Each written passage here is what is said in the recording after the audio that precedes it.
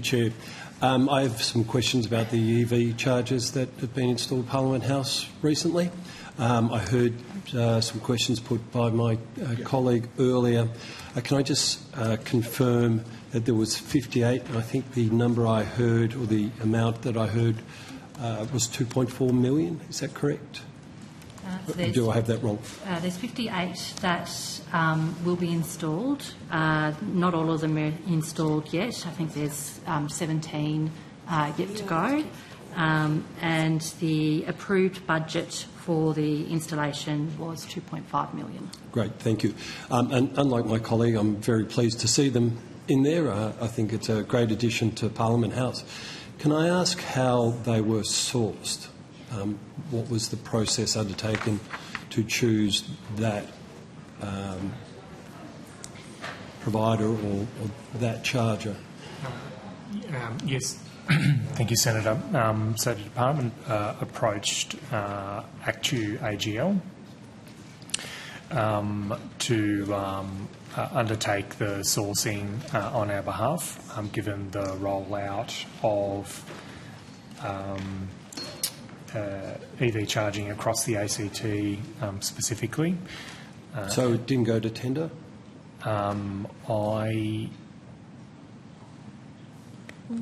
We'll take that on notice, Senator, on the process. Because my concern is, and you may want to take this on notice, that the chargers that were installed are a Chinese manufactured charger. Were you aware of that? Yes, Senator. There were some questions that arose in relation to it some time ago.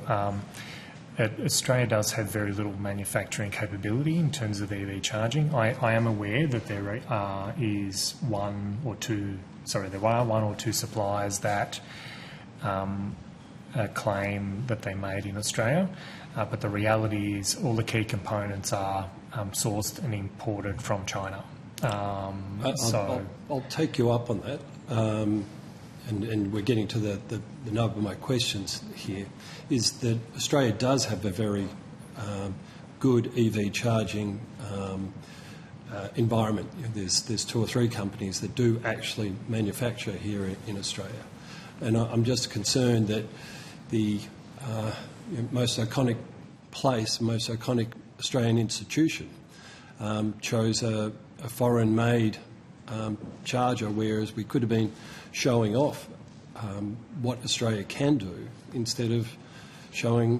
Well, can't really show them off. It's not. Yeah. I'm not very proud of them. I'm glad they're there, but I'm not very proud of them.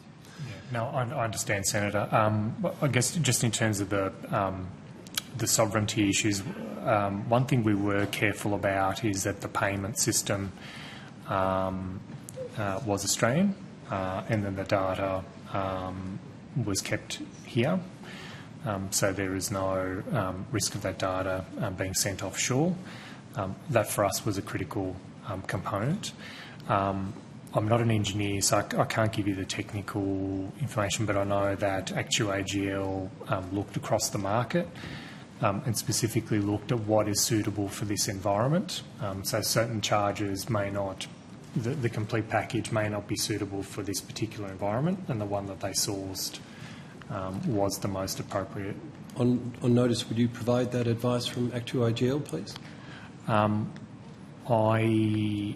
take it on notice. If you need to redact commercial parts of it, I'm comfortable with that. But I'm just afraid, especially since there's been, the government has announced its Future Made in Australia program, that this department isn't looking to Australian suppliers for what it provides Parliament House.